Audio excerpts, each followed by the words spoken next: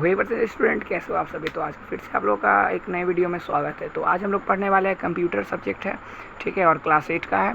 Advance feature of MS word के बारे में पढ़ने वाले हैं, ठीक है ना।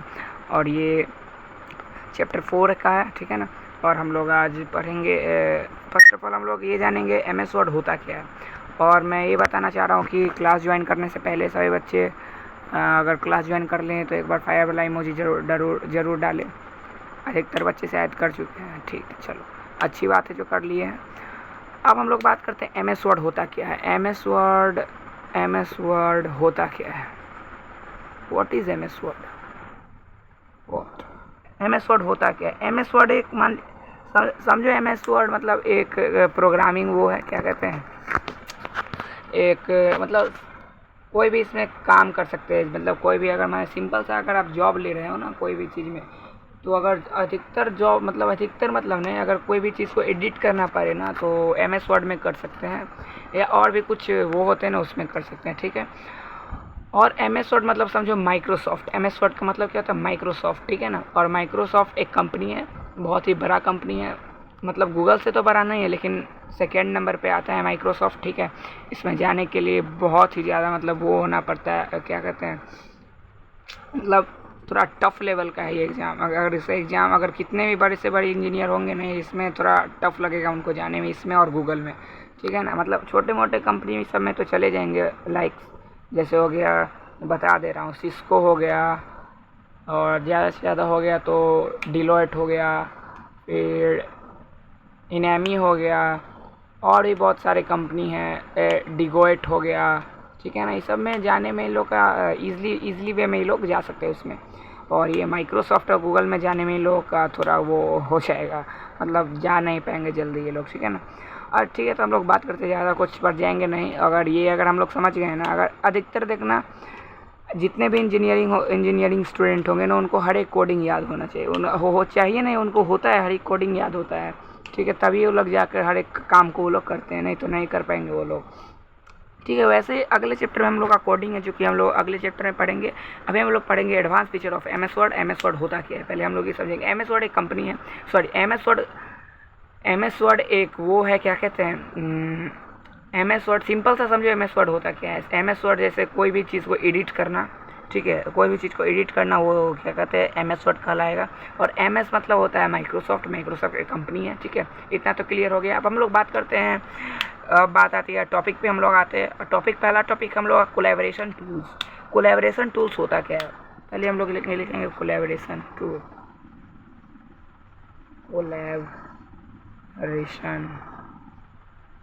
इसको मिटा देते हैं, टूल,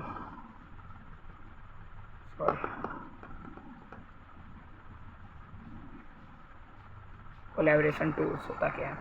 हम लोग बात करते हैं कोलैबोरेशन टूल्स होता क्या है। कोलैबोरेशन टूल्स वो होता है कि जो अगर कोई भी कंपनी हो, उसमें अगर कोई भी एक प्रोजेक्ट, अगर मान लीजिए आप लोग स्कूल में प्रोजेक्ट बनाते हो, अगर मान लीजिए आप लोग को स्कूल में प्रोजेक्ट में दे दिया मिसाइल बनाने के लिए, ठीक है। मिसाइल अगर आप बना रहे हो, जब वो बना रहे हो, मिसाइल प्रोजेक्ट बना रहे हो, तो उसमें क्या करता है, एक प्रोजेक्ट पे हर एक स्टूडेंट काम करता है।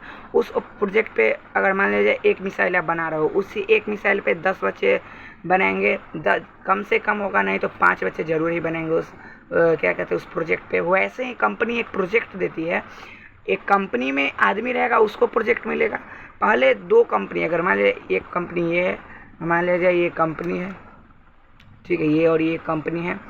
इस कंपनी अगर इसको प्रोजेक्ट दी, ठीक है, अगर ये कंपनी इसको प्रोजेक्ट दी, अगर ये कंपनी इसको प्रोजेक्ट दे रही है तो इसका किसके पास जाएगा, इसका जो हेड है उसके पास जाएगा, कंपनी का जो हेड है उसके पास जाएगा ये प्रोजेक्ट। उसके बाद उस कंपनी में जितना भी माइक्रोसॉफ्ट इंजीनियर लोग हैं उनके पास जाएगा ये, क्या कहते हैं, प्रोजेक्ट। तो ये प्रोजेक्ट बनाएंगे, और वो प्रोजेक्ट बनाएंगे तो उसको क्या कहेंगे, कोलैबोरेशन टूल। समझ आ गया। कोलैब मतलब ये समझ नहीं लेना जो विराट कोहली और करुण औजला का जो कोलैबोरेशन हुआ था वो मत समझना, ठीक है, नहीं तो कुछ शरारती बच्चे होते हैं ये भी समझ लेते हैं।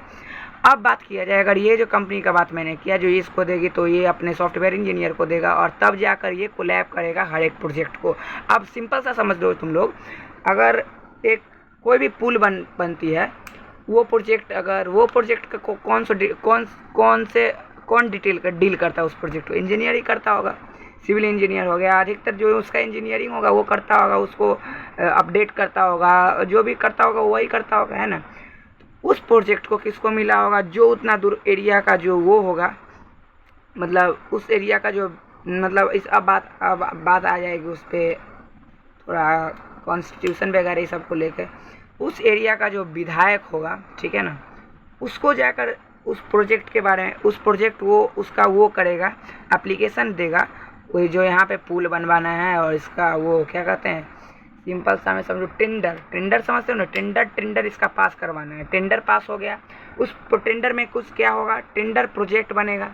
वो जो प्रोजेक्ट बनेगा कौन बनाएगा, वो सिविल इंजीनियर बनाएगा। सिविल इंजीनियर कैसे बनाएगा, 10 आदमी को लेकर बनाएगा। उस 10 आदमी कैसे बनाएगा, एक प्रोजेक्ट बनाएगा 10 आदमी, और वो 10 आदमी बनाने के बाद प्रोजेक्ट जो बनेगा, उस 10 आदमी में जो प्रोजेक्ट बनेगा वो अगले 10 आदमी से वो क्या बनेगा, प्रोजेक्ट का जो प्रोजेक्ट 10 आदमी से बना, उसके बाद जो 10 आदमी जो बचा उससे, अगर सिंपल सा समझो, अगर मान लीजिए ये 10 आदमी है, अगर टेंडर पास हुआ, इस 10 आदमी के पास गया टेंडर के बारे में, और ये 10 आदमी जो पूरा काम कर दिया इस प्रोजेक्ट के बारे में, फिर ये 10 आदमी इस 10 आदमी को देगा क्या, जो टेंडर पास हो गया, पुल का प्रोजेक्ट मैं तुम्हें दे दिया और तुम पुल बनाओ। वैसे ही सिंपल सा मैं समझो कोलैबोरेशन टूल होता क्या है। अगर मान लीजिए एक कंपनी कोई भी चीज़ को दी, कोई भी एक बताया ना मैंने, ये कंपनी और ये कंपनी इसको दी, इसके पास जाएगा, इसके जो हेड होंगे उसके पास जाएगा, और इस हेड किसको प्रोवाइड करेगी, सॉफ्टवेयर इंजीनियर को प्रोवाइड करेगी। अब जाकर सॉफ्टवेयर इंजीनियर माइक्रोसॉफ्ट बनाएगा, तब जाके माइक्रोसॉफ्ट, तभी तो आ रहा है फीचर, देख रहे हो ना कंप्यूटर का फीचर क्या है, पहले कैसा कैसा फीचर आता था और कैसा कैसा फीचर आ गया। जनरेशन समझते हो ना, जनरेशन पढ़ते होगे छोटे छोटे क्लास में, जनरेशन इस सब के बारे में। वैसे ही इसमें फीचर दिया हुआ है, MS वर्ड का दिया हुआ है, वैसे ही फीचर चेंज होते जा रहा है प्रोजेक्ट के हिसाब से। अगर आप प्रोजेक्ट अगर मान लिया एक बार ख़राब बना, उसके बाद अच्छा बना रहे हो तो मॉडिफाई हुआ। अगर वैसे ही क्या, अगर एक बार अच्छा नहीं दिखाई दिया, अगर एक बार में वो प्रोजेक्ट कंप्यूटर जो था पहला बार बना वो अच्छा नहीं लगा, उसके बाद दूसरा जो फीचर आया उसमें थोड़ा इम्प्रूव किया, उसके बाद फिर उसके अगले बारे में इम्प्रूव किया, वो भी इम्प्रूव हुआ, अच्छा इम्प्रूव हुआ, उसके बाद वाला में भी किया, वो भी अच्छा से इम्प्रूव हुआ। लेकिन धीरे धीरे इम्प्रूव करते करते एक दिन अच्छा से अच्छा कंप्यूटर जरूर ही बनाएगा, ठीक है ना। बनाएगा कि उसको आगे बनाते बनाते ले जाएगा। अब हम लोग बात करते हैं हो गया कैसे क्या होता है फीचर और MS वर्ड के बारे में। अब हम लोग बात करते हैं ट्रैकिंग चेंज। अब हम लोग बात करते हैं world 2016 allow the track change made a documents. Track change होता क्या है, अगर किसी भी चीज़ में आप डॉक्यूमेंट बना रहे हो, अगर मान लीजिए आप एक डॉक्यूमेंट मान लीजिए मेरा नाम से बना रहे हो ऋषभ झा, ठीक है, मेरे नाम से अगर रुक जाओ मैं बता रहा हूँ कैसे बन गया, 1 मिनट रुक जाओ।